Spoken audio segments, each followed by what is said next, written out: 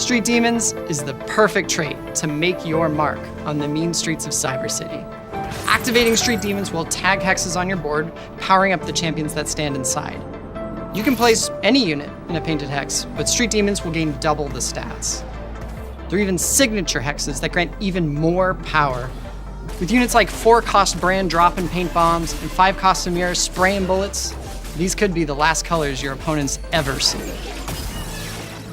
Samira's other trait, Amp, upgrades the abilities of Amp units in unique ways.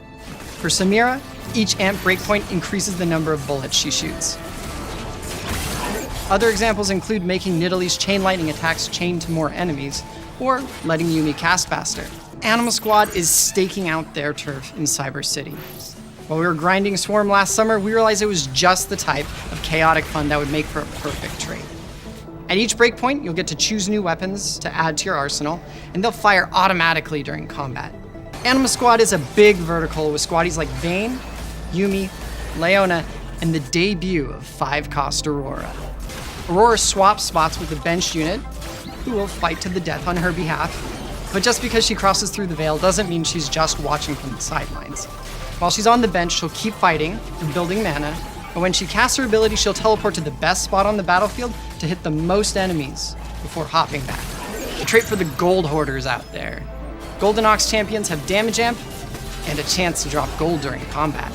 But the real kicker is how you reinvest your earnings. If you spend a bunch of gold in a single turn, Golden Ox bonuses permanently increase. But if you want to do it again, you'll need to save up again. Golden Ox's 5-cost Viego dives into big clumps of enemies. But the coolest part about him is that he gets a hologram copy of the strongest enemy he killed last round, items and everything. And for those of you with an even higher risk tolerance, look no further than Cypher. Similar to Heartsteel earning hearts, Cypher champions gather intel by losing combat or killing enemies. The more Cypher champions you enlist, the more intel you get.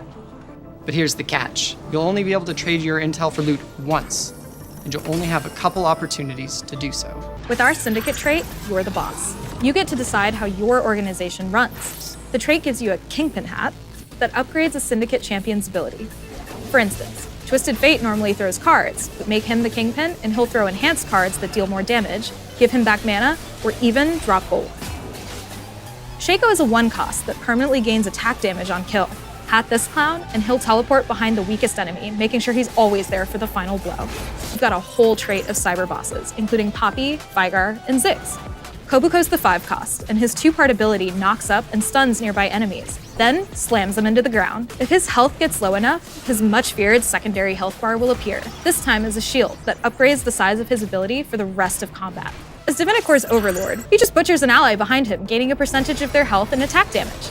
Garen will help you weave together trait combos like God of the Net.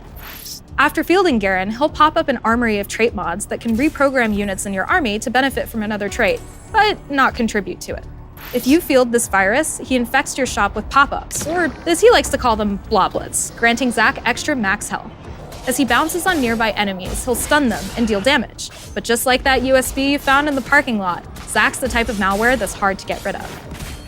Whittle down his HP enough, and he'll split into 2 healthier copies.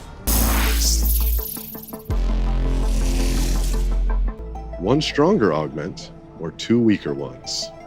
Is a strong augment powerful enough to pass on the synergy the lesser augments could provide? You'll just have to make that decision for yourself. Black market augments. These are augments from past sets that have been vaulted. Things like Cursed Crown, Everything Must Go, and even Think Fast. Maybe your opener will add the occasional lucky shops to appear with tailored units to fit your comp. Another shop-related hack could cause 2-star champs to appear instead of 1-stars as you roll. Project Vayne Unbound for Cyber City. Project Edgefall, which will take you on an endless elevator ride from the tip-tops of skyscrapers to the depths of Cyber City. And if perma descent is not your direction of choice, you can always click this interactable, stop your drop, and lock in for a roll down. Then Chibi forecast Jan, who is currently live in the Convergence.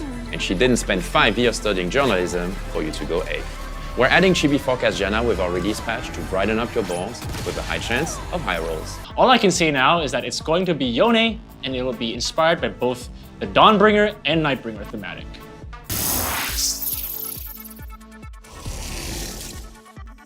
With the launch of Cyber City, you'll be able to customize your portal, like this project-inspired one, or this one that's certain to blow you away. We'll also have some that are more subtle. Starting with the Teamwork Cannon, which is powered entirely by friendship. The Teamwork Cannon is replacing the Rune of Allegiance to be Double Up's new way to send champions to your teammate. And now, you'll be able to trade items too. Which you can do at any time in planning or combat. Yep. It'll remain on your bench for your convenience. Once you send something, it'll go on cooldown for a few combat rounds. We're also updating GIF armories. GIFs are free again, and we're implementing some clarity and visual improvements such as team colors, updated lobby screens, and more that should make you feel more like a team.